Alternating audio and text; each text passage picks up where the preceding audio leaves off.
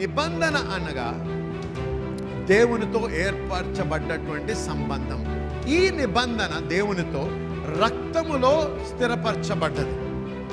ఎప్పుడైతే నిబంధన స్థిరపరచబడుతుందో నిబంధనలో హక్కులనే ఉంటాయి. హల్లెలూయా. చాలా మంది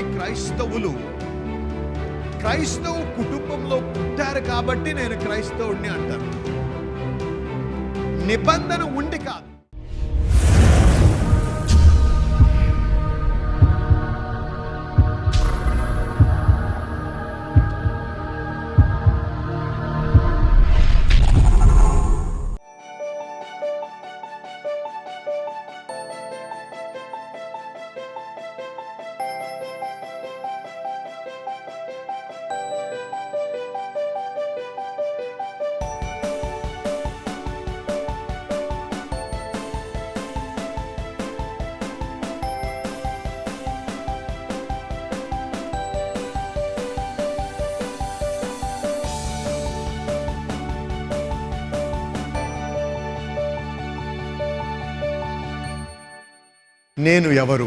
నేను ఎవరు?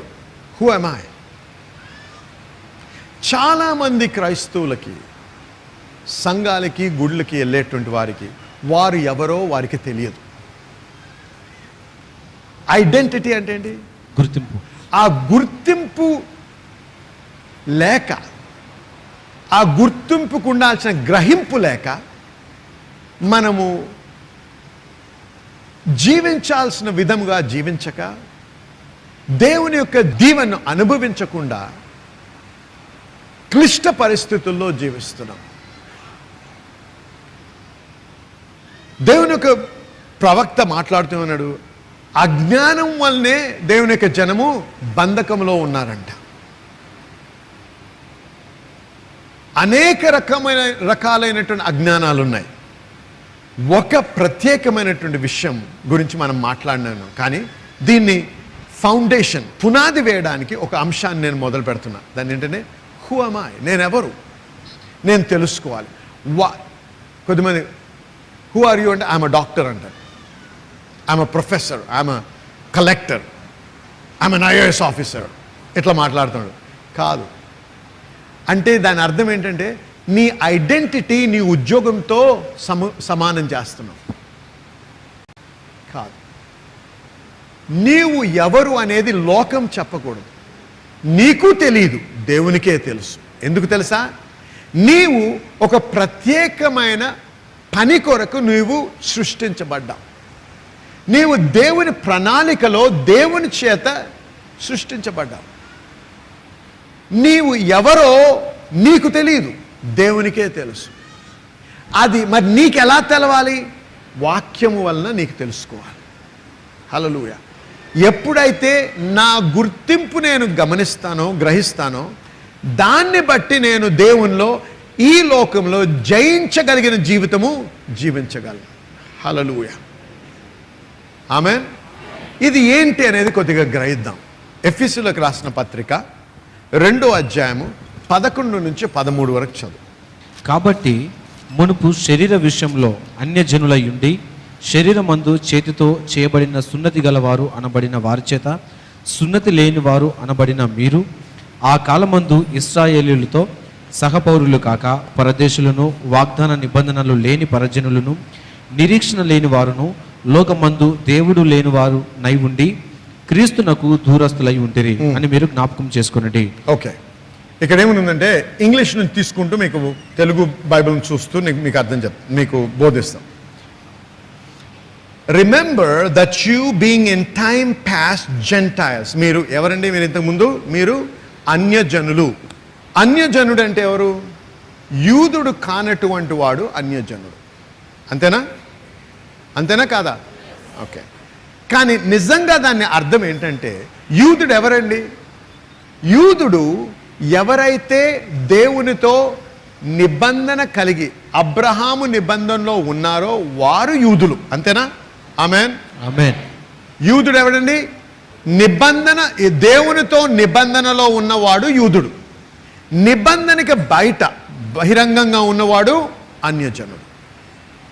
మనమందరము కూడా నిబంధనలో జన్మించలేదు, మనం నిబంధనకి వెలుపల జన్మించిన, అందుకే మనము అన్యజనులం. సరేనా? అయితే ఇక్కడ ఏమంటున్నాడు? They that are outside of Christ. Yesu ప్రభువుకి వెలుపలగా, they that time you are without Christ. మీరు క్రీస్తుకు దూరస్తులై ఉంటిరి. దూరస్తులు, వితౌట్ అంటే యేసు ప్రభు లేనటువంటి వారు, దూరస్తులే కాదు, యేసు ప్రభు లేనటువంటి వారు, యేసు ప్రభుకి వెలుపల ఉన్నటువంటి వారు. మీరు అన్యజనులుగా ఉంటిరి. అయితే మీరు ఏ పరిస్థితిలో ఉన్నారండి? ఇది వినండి. Aliens from the Commonwealth of Israel. Aliens అంటే పరజనులు. దేనికి? దేవుని రాజ్యానికి మీరు అన్యజనులు. అది కాక and strangers from the covenant of promise. నిబంధన వాగ్దానములు లేని వారు. నిబంధన వాగ్దానం లేనటువంటి వారై, నిరీక్షణ లేక దేవుడు లేనటువంటి వారిగా ఉన్నవారు మీరు. హల్లెలూయా. చూడండి, ఒక వ్యక్తి యొక్క ద ప్లైట్ ఆఫ్ మ్యాన్ అన్నాను ఇంగ్లీష్లో, అంటే మానవుని యొక్క స్థాయి, మానవుని యొక్క దుర్పరిస్థితి అన్నమాట ఇది. గమనించండి, నిబంధన లేనటువంటి వాడు దేవునికి దూరస్తుడై ఉన్నాడు. నిబంధన లేనటువంటి వాడు దేవుని రాజ్యానికి వెలుపలుగా ఉన్నవాడు. హోప్ అంటే నిరీక్షణ లేకుండా దేవునికి దూరస్తుడై ఉన్నటువంటి వ్యక్తి. ఆమేన్. చూడండి, అటువంటి వాడికి అతను ఎవడో వాడికి తెలియదు. ఎప్పుడైతే మనము నిబంధనలో లేమో మనకి నిబంధన హక్కులు లేవు, కవెనెంట్ రైట్స్ అనేవి ఉండవు. చూడండి, గమనించండి, దేవుడు ఎప్పుడు కూడా మానవునితో సంబంధం ఏర్పరచుకున్నప్పుడు ఆ సంబంధము మతానికి సంబంధించినటువంటి సంబంధం ఏర్పరచడు. ఎప్పుడు కూడా నిబంధన సంబంధమైనటువంటి సంబంధమే ఉంటుంది దేవునితో. అందుకే మన బైబిల్ చూసినట్టయితే పాత నిబంధన, నూతన నిబంధన అని వ్రాయబడి ఉంది. నిబంధన అనగా దేవునితో ఏర్పరచబడ్డటువంటి సంబంధం. ఈ నిబంధన దేవునితో రక్తములో స్థిరపరచబడ్డది. ఎప్పుడైతే నిబంధన స్థిరపరచబడుతుందో నిబంధనలో హక్కులనే ఉంటాయి. హల్లెలూయా. చాలామంది క్రైస్తవ కుటుంబంలో పుట్టారు కాబట్టి నేను క్రైస్తవుడిని అంటారు. నిబంధన ఉండి కాదు. అర్థమవుతుందా? గమనించండి, దేవునితో నిబంధన లేకపోతే నువ్వు క్రీస్తులో లేవు. క్రైస్తవ కుటుంబంలో పుట్టినంత మాత్రాన నువ్వు క్రైస్తవుడి కావు. యేసు ప్రభు క్రైస్తవత్వం అనే మతాన్ని స్థాపించడానికి రాలేదు, కానీ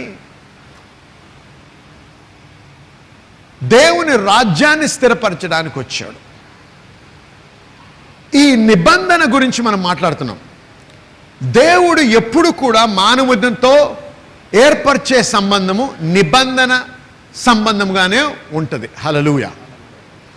నిబంధన సంబంధం ఎప్పుడైతే ఒక వ్యక్తికి ఉంటుందో ఆ వ్యక్తి ఇప్పుడు తన ఐడెంటిటీ, తన గుర్తింపు ఆ నిబంధనలో ఏర్పరచబడుతుంది.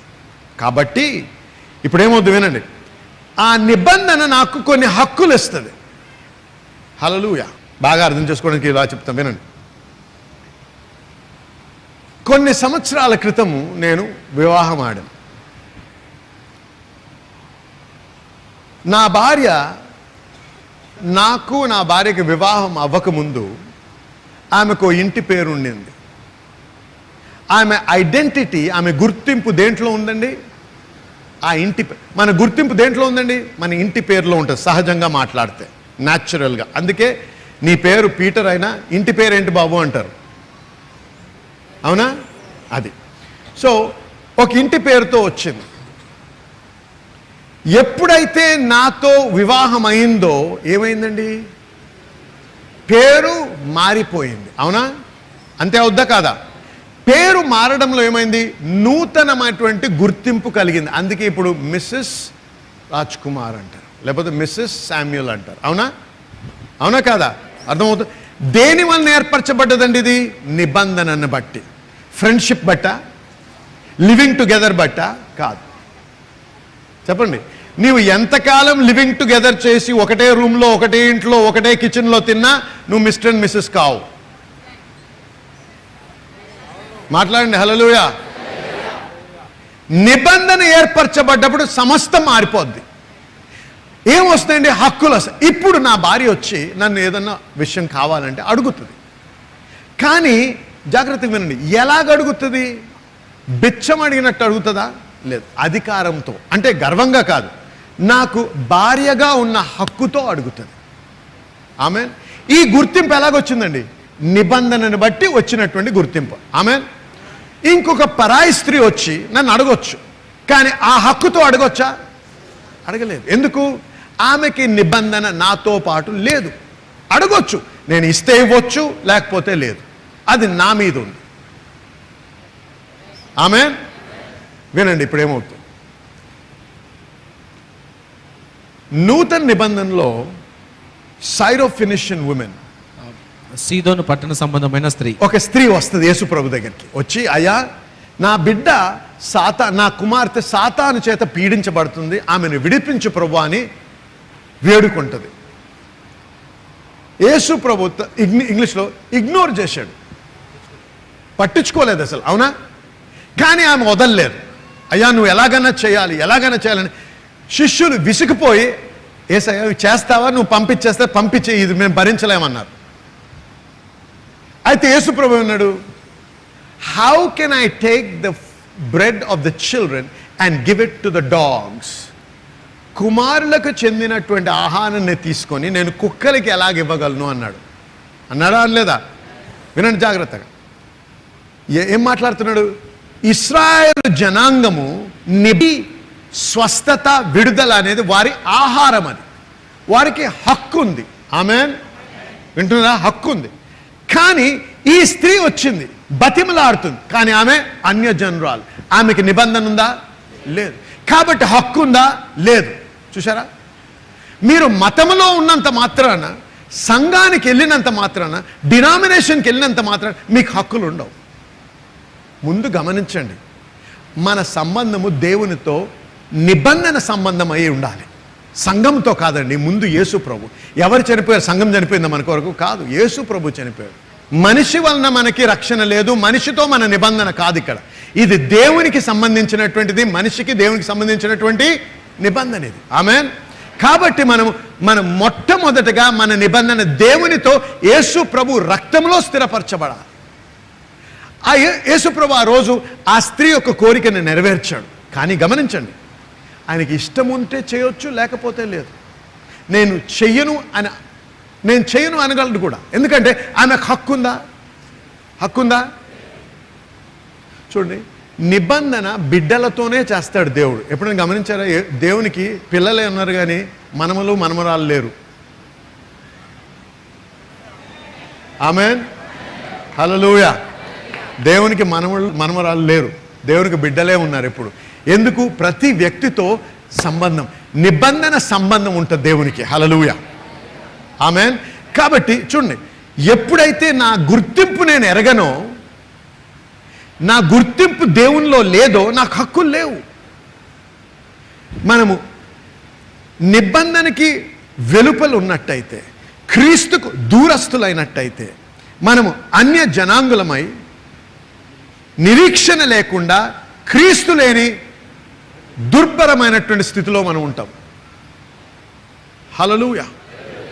కాబట్టి ఇవాళ మనం తెలుసుకోవాలి, దేవునికి నాకు మంచి నిబంధన సంబంధం అవసరము అనేది. చూడండి, ఇంకో విషయం చూద్దాం. యేసు ప్రభు కొండ దిగి వస్తూ ఉంటే కుష్ఠరోగైనటువంటి వ్యక్తి ఆయన దగ్గరకు వచ్చే ఉంటాడు. అయ్యా నీ చిత్తమైతే నన్ను నువ్వు బాగు చేయగలవు అంటాడు. యేసు ప్రభు నువ్వు బాగు చేయగలవా లేదా అనేది ప్రసక్తి కాదు ఇక్కడ. నువ్వు బాగు చేయగలవు, ఆ నమ్మకం నాకుంది. కానీ నువ్వు చేస్తావో లేదో అని నమ్మకం నాకు లేదు. అర్థమవుతుందా? ఎందుకు? ఈ వ్యక్తి ఎవరో తనకి తెలియదు. కానీ యేసుప్రభు అన్నాడు, నా చిత్తమే నువ్వు బాగుపడు అన్నాడు. ఎందరో క్రైస్తవులు దేవుని రాజ్యంలో లేకపోతే దేవుని సంఘంలో ఉన్నటువంటి వారెవరో వారికి తెలియక అనేక ఇబ్బందుల్లో, ఇరకాటంలో ఉన్నారు ఇవాళ. ఇంకో విషయం చూద్దాం. లూకా సువార్తలో ఒక స్త్రీ గురించి రాయబడింది. 18 సంవత్సరాలు ఆమె బంధించబడ్డది. స్పిరిట్ ఆఫ్ ఇన్ఫర్మిటీ, బలహీనపరచు దయ్యం వలన ఆమె బెంట్ ఓవర్ అంటే వంగిపోయిన స్థితిలో 18 సంవత్సరాలు సంఘానికి వెళ్ళిందా? 18 సంవత్సరాల వాక్యం వింటుంది, షేక్ హ్యాండ్ ఇస్తుంది, పాస్టర్తో దశమ భాగం ఇస్తుంది, అన్నీ చేస్తుంది. కానీ 18 సంవత్సరాలు కూడా బలహీనపరిచేటువంటి ఆత్మ చేత పీడించబడి ఆమె వంగిపోయిన పరిస్థితిలో ఉంది. ఒకరోజు యేసు ప్రభువు ఆ సంఘానికి వచ్చేమన్నాడు, అబ్రహాము బిడ్డ అయినటువంటి ఈ వ్యక్తి విడుదల పొందాలి అన్నాడు. హల్లెలూయా, హల్లెలూయా. ఏం చేస్తున్నాడు? ఆమెకి తెలియదు ఆమె ఎవరో. ఏమనుకుంటుంది? నేను క్రైస్తవుడు, నేను గుడికి వెళ్తున్నాను, నేను చందా వేస్తున్నాను, నేను వాక్యం వింటున్నాను. కానీ నువ్వెవరో నీకు తెలుసా? నీవెవరో నీకు తెలిస్తే నీ హక్కులేంటో నీకు తెలుస్తాయి. అజ్ఞానం వలన మనము బంధకంలో బంధించబడి జీవిస్తున్నాం. అనేకులు చీకటిలో బ్రతుకుతున్నారు, అనేకులు ఇబ్బందిలో బ్రతుకుతున్నారు, అనేకులు లేమిలో బ్రతుకుతున్నారు, అనేకులు పేదరికంలో బ్రతుకుతున్నారు, అనేకులు అనారోగ్యంలో కట్టబడి కూలిపోతున్నారు. ఎందుకు? తాము ఎవరో తెలియక. అయితే యేసు ప్రభు వచ్చి ఆమె మనోనేత్రం విప్పుతాడు, కన్నులు విప్పి ఏమంటాడు? నువ్వు అబ్రహాము సంతానము. హల్లెలూయా. అంటే ఏంటి దాని అర్థం? నీవు ఒక నిబంధనలో ఉన్నావు. ఈ నిబంధనలో ఉన్నందుకు నువ్వు ఇంకొక రోజు కూడా ఇటువంటి ఇబ్బందిలో ఈ యొక్క సాతాను వలన, ఈ యొక్క పీడించే ఆత్మ వలన పీడించబడాల్సిన అవసరము లేదు. హల్లెలూయా. ఈ రోజు నుంచి మనం తెలుసుకోవాల్సింది, నీవు జవాబిచ్చుకోవాలి. నువ్వు ఎవరు అనేది నువ్వు తెలుసుకోవాలి. నువ్వు క్రైస్తవ మతంలో ఉన్నావా? ఏదో సంఘ సభ్యత్వంలో ఉన్నావా? లేకపోతే నీకు దేవునికి ఒక నిబంధన సంబంధం ఉందా లేదా? దేవునితో నిబంధన ఉందా లేదా నీకు? ఎందుకంటే యేసు ప్రభువుకి దూరస్తుడు అయితే నీవు దేవుని వాగ్దానాలకి వెలుపలుండి నిరీక్షణ లేకుండా దేవునికి దూరస్తుడు అయి ఉంటావు. అందుకే రోమీలకు రాసిన పత్రిక 3వ అధ్యాయం 23వ వచనంలో ఏమని రాయబడుతుందండి? అందరూ కూడా పాపము చేసి దేవుని అనుగ్రహించు మహిమను పొందలేకపోవచ్చున్నారు. అందరూ ఏం చేశారండి? పాపము. అందరూ కూడా పాపులుగా ఎంచబడుతున్నారు. మొట్టమొదట గమనించాల్సిన ప్రతి మానవుడు కూడా, నువ్వు ఏ కుటుంబంలో పుట్టు, ఏ మతంలో పుట్టు, ఏ దేశంలో పుట్టు, ఎంత గొప్ప కుటుంబంలో, ఎంత పేదరికమైనటువంటి కుటుంబంలో పుట్టినా నీవు పాపివే. నీవు పాపము చేసినందుకు పాపివి కావు. నువ్వు పాపివి కాబట్టి నువ్వు పాపం చేస్తావు. అర్థమైంది మీకు? నువ్వు పాపము అందుకే పుట్టిన బిడ్డ కూడా పాపే. పాస్టర్ గారు ఆయన ఏం చేశాడు? దూషించాడా? మాట మాట్లాడలేదు కదా, గర్భంలోంచి వచ్చాడు, ఏం మహా అంటే ఏడ్చాడు, అప్పుడే పాప? అవును. ఎందుకు? పాపం అనేది ఒక కార్యము కాదు, నేచర్, స్వభావం. అది పాపం అనేది స్వభావం. ఇది ఎవరి స్వభావం అండి? సాతాను యొక్క స్వభావం. ఇది ఈ స్వభావం మన చేత పాపము చేయిస్తుంది. అర్థమవుతుంది అందరికీ? హల్లెలూయా. అర్థమవుతుందా లేదా అందరికీ? అందుకే ప్రతి వ్యక్తి కూడా పాపే. పాపం వలన వచ్చు జీతం ఏంటండి? మరణం. అంటే మరణం అంటే ఏంటి? చచ్చిపోవడమేనా? బౌద్ధికంగా చచ్చిపోవడమా? వినండి, మరణం అంటే సెపరేషన్, అంటే వేరుపరచబడ్డం. జాగ్రత్త వినండి. ఒక వ్యక్తి మరణించినప్పుడు ఏమవుతుందో వినండి. శరీరము చనిపోయిందంట, ఆత్మ ఇక్కడ నుంచి వదిలి వెళ్ళిపోయింది. ఎక్కడికి వెళ్ళింది? ఇంకొక రెల్మ్, అంటే ఇంకొక లోకంలోకి వెళ్ళింది. ఇప్పుడు ఈ సహజ లోకంలో ఉన్న మనము ఏ లోకానికైతే ఈ వ్యక్తి వెళ్ళాడో వారితో మనకు సంబంధం ఉంచుకోగలమా? లేదు. ఎందుకు? ఏమైంది? ఒక సెపరేషన్ అనేది వేరుపరచబడ్డం జరిగింది. ఈ వేరుపరచబడ్డం అనేదే మరణము. అర్థమవుతుంది అందరికీ? కాబట్టి మనిషి యొక్క స్థితి దేవుడు లేనప్పుడు దుర్భరమైనటువంటి స్థితి, ఘోరమైనటువంటి పరిస్థితి. ఈ స్థితి అలాగ ఆలోచిస్తున్నప్పుడు అసలు దేవుడు ఒరిజినల్గా ప్రథమముగా ఆలోచించినటువంటి మానవుని పట్ల ఉన్న ఉద్దేశం ఏంటో ఒకసారి గమనించి ఈ రెండింటిని మనం కనెక్ట్ చేద్దాం. ఆదికాండం 1వ అధ్యాయం 26 నుంచి 28 వరకు. దేవుడు మన స్వరూపమందు మన పోలిక చొప్పున నరులను చేయుదము. వారు సముద్రపు చేపలను, ఆకాశ పక్షులను, పశువులను, సమస్త భూమి మీద ప్రాకు ప్రతి జంతువును ఏలుదురుగాకనియు పలికెను. దేవుడు తన స్వరూపమందు నరుని సృజించెను. దేవుని స్వరూపమందు వారిని సృజించను. స్త్రీనిగాను పురుషునిగాను వారిని సృజించను. దేవుడు వారిని ఆశీర్వదించెను. ఎట్లనగా, మీరు ఫలించి అభివృద్ధి పొంది విస్తరించి భూమిని నిండించి దానిని లోపరుచుకొనుడి. సముద్రపు చేపలను, ఆకాశ పక్షులను, భూమి మీద ప్రాకు ప్రతి జీవిని ఏలుడి అని దేవుడు వారితో చెప్పాను. హల్లెలూయా. హల్లెలూయా. దేవుడు తన లోకాన్ని సృష్టించిన తర్వాత ఏదేను వనాన్ని అక్కడ పెట్టి తయారు చేసి తను తయారు చేసిన ఆదాంని తీసుకొచ్చి ఏదోను వనంలో పెట్టి ఏమన్నాడు? ఒక కమిషన్, ఆజ్ఞ, ఒక మ్యాండేట్ ఇచ్చాడు. ఏమన్నాడు?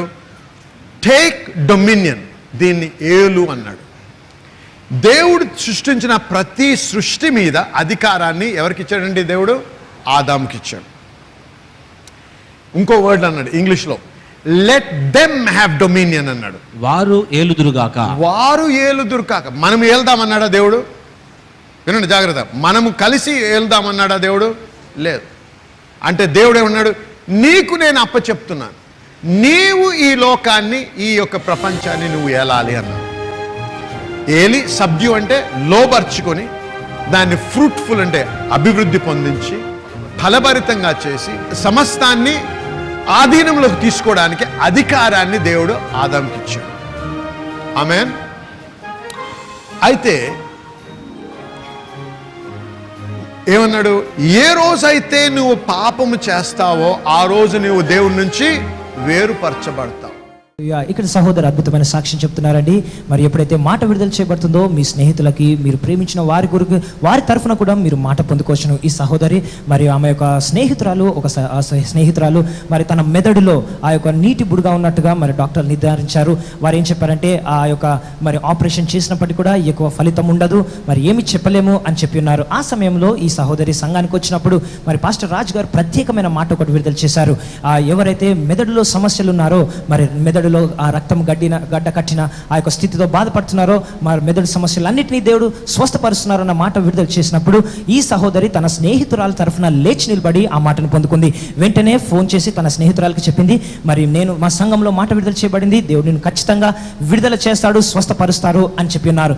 అప్పుడు ఆ యొక్క డాక్టర్ దగ్గర మరి వారు ఆపరేషన్ చేసినప్పుడు మరి అది అంత సులువైంది కాదండి. మరి చెప్పలేమన్న పరిస్థితిలో కూడా దేవుడు ఆమెకు సహాయం చేశారు. సంపూర్ణంగా మరి స్వస్థత పొంది ఉన్నారు. ఎటువంటి కాంప్లికేషన్స్ లేకుండా మరి మంచి క్లీన్ చిట్తో ఆమె బయటికి రావడం జరిగింది. సమస్త మహిమ ఘనత యేసుక్రీస్తు వారికి చెందును. I don't know if you're a believer or not. If you're a believer, you have a name that is above every other name. Whatever the devil stole from Adam through deception, Jesus got it back with a power.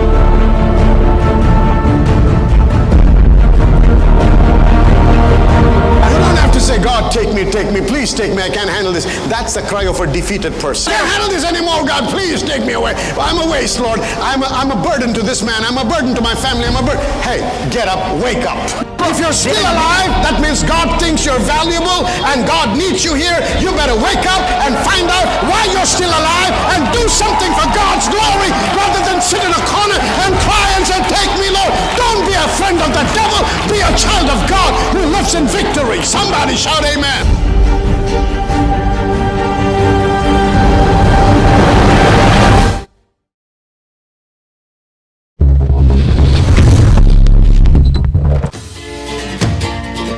We learned many things like character development and how to build a character to experience the God blessing in our life.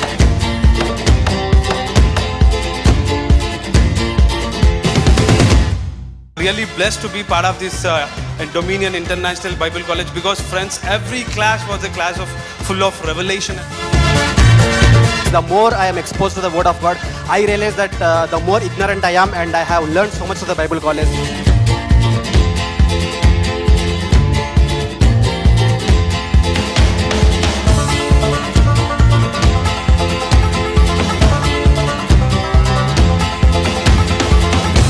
The Bible says, study the word to show yourself approved. Just coming to church, you can't learn much. That actually you need to learn to build your life in God.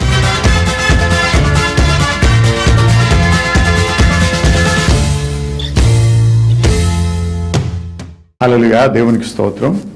మరి మీరందరూ కూడా మా యొక్క programme ద్వారా ఆశీర్వదించబడుతున్నారని నమ్ముతున్నాము. మరి ప్రత్యేకంగా ఈ దినమున మీరు వినినటువంటి వాక్యాన్ని బట్టి మీరు ఆత్మీయంగా బలపడ్డారని, ఆశీర్వదించబడ్డారని నమ్ముతూ దేవునికి మీతో పాటు మేము స్తుతులు చెల్లిస్తున్నాం. దేవునికి మహిమ కలుగును గాక. ఇదే కాకుండా మేము అనేక మంది సాక్ష్యాలు పంపుతూ మాకు తెలియపరుస్తున్న విషయాలు ఏంటంటే, అనేకులు కణతుల నుంచి విడుదల పొందడము, స్వస్థత నొందడము, చర్మ వ్యాధుల నుంచి స్వస్థత నొందుతున్నారు. దీర్ఘకాలపు నొప్పుల నుంచి, మరి అది ఆర్థరైటిస్ అవ్వచ్చు, లేకపోతే థైరాయిడ్ అవ్వచ్చు, ఇటువంటి వాటి నుంచి కూడా వారు స్వస్థత పొందారని మాకు సాక్ష్యాలు పంపుతున్నారు. వారందరిని బట్టి దేవునికి స్తుతి చెల్లిస్తున్నాం. దేవుడు చేస్తున్న మహత్కార్యాలను బట్టి మరి దేవునికి ఘనత మహిమ కలుగును గాక. మరి ఈ దినమున ఈ ప్రోగ్రాం ముగించక ముందు మీలో ఇంకా అనేక మంది అస్వస్థతగా ఉన్నారని మాకు తెలుసు. మరి మీ కొరకు ప్రత్యేకించి ప్రార్థన చేయాలని నేను ఆశిస్తున్నాను. కాబట్టి ఈ క్షణం మీతో పాటు ఏకీభవించాలని ఆశిస్తున్నాను. కాబట్టి మీరు ఎక్కడ మీకు నొప్పి ఉన్నా, ఎక్కడ అనారోగ్యం ఉన్నా అక్కడ ఒక చేయి పెట్టుకోండి, ఇంకో చేయి ఆ టీవీ మీద ఉంచండి. మనం కలిసి ప్రార్థన చేద్దాము. ఇద్దరు ఏకీభవించి అడిగి ప్రార్థన చేసినప్పుడు దేవుడు ఖచ్చితంగా అనుగ్రహిస్తానని వాగ్దానం ఇచ్చాడు కదండి. మరి ఆ వాగ్దానాన్ని బట్టి మరి ఆయన పొందిన గాయముల చేత మనం స్వస్థత నొందితిమి అన్నారు. దేవునికి స్తోత్రం, హల్లెలూయా. నొందబోచటం లేదు, మనం నొందితిమి. కాబట్టి నమ్మండి, విశ్వసించండి. ఈ ప్రార్థన చేసినప్పుడు దేవుని యొక్క శక్తి, దేవుని యొక్క ఆత్మ మీ మీద వచ్చి మిమ్మల్ని తాకి మిమ్మల్ని స్వస్థపరుస్తారని నేను నమ్ముతున్నాను. కాబట్టి దయచేసి ఏకీభవించండి. ఇప్పుడు ప్రార్థన చేద్దాం. పరిశుద్ధ దేవా, మీకు స్తుతి చెల్లిస్తున్నాం. మీకు మహిమ కలుగును గాక. ఈ సమయంలో ప్రతి బిడ్డ ఎవరైతే నాతో ఏకీభవిస్తున్నారో, ఎవరైతే అనారోగ్యంతో అస్వస్థతతో బాధపడుతున్నారో, ఎవరైతే సాతాను యొక్క బంధకములో ఉండి వాటి నుంచి విడుదల పొందలేని మరి బంధించబడిన స్థితిలో ఉన్నారో వారందరి నిమిత్తం ప్రార్థన చేస్తున్నాం. ఈ సమయంలో ప్రభా యేసు నామములో ప్రతి విధమైన అనారోగ్యాన్ని, నొప్పులను, చర్మ వ్యాధులను, మరి ఆర్థరైటిస్ని, థైరాయిడ్ని, రకరకాలైన బాధల నుంచి విడుదల కలుగును గాక అని యేసు నామములో ఆజ్ఞాపిస్తున్నాం ప్రభా. ఎందుకంటే మీరు ఇచ్చిన వాగ్దానాన్ని బట్టి, మీ వాక్యాన్ని ఆధారపడి ప్రభా మీకు స్తుతి చెల్లిస్తున్నాం. మీ వాక్యమును బట్టి, మీరు పొందిన గాయమును బట్టి ప్రభా మీ బిడ్డలు ఈ క్షణమే స్వస్థత నొంది తీరి ప్రభా. కాబట్టి మీకు స్తుతి చెల్లిస్తున్నాం. మీకే మహిమ కలుగును గాక. మీకు స్తోత్రం. హల్లెలూయా. ఏకీభవించిన వారందరూ కూడా నాతో పాటు ఆమేన్ చెప్పండి. హల్లెలూయా. నేనైతే నమ్ముతున్నాను మీరందరూ కూడా స్వస్థత నొందారని. మీరు పొందినప్పుడు, అది అనుభవించినప్పుడు మరి ఏమాత్రం ఆలస్యం చేయకుండా మా నంబర్లు మీకు కనపడుతూ ఉంటాయి, మా ఫోన్ నంబర్లు, వాటికి ఫోన్ చేయండి, మాకు తెలియపరచండి. మీతో పాటు మేము కలిసి దేవుణ్ణి స్తుతించడానికి మాకు మంచి అవకాశాన్ని కలిగించండి. మీకు దేవునికి స్తోత్రము, మహిమ కలుగును గాక. మళ్ళీ మనం తిరిగి మీతో ప్రార్థన చేయడానికి మరొకసారి దేవుడు తరుణం ఇచ్చినప్పుడు ఖచ్చితంగా చేద్దాం. దేవునికి మహిమ కలుగును గాక. ఆమేన్. అంటే ఏంటి దాని అర్థం? నీవు ఒక నిబంధనలో ఉన్నావు. ఈ నిబంధనలు ఉన్నందుకు నువ్వు ఇంకొక రోజు కూడా ఇటువంటి ఇబ్బందిలో, ఈ యొక్క సాతాను వలన, ఈ యొక్క పీడించే ఆత్మ వలన పీడించబడాల్సిన అవసరం లేదు. హల్లెలూయా. ఈ రోజు నుంచి మనం తెలుసుకోవాల్సిన, నీవు జవాబిచ్చుకోవాలి. నువ్వు ఎవరు అనేది నువ్వు తెలుసుకోవాలి.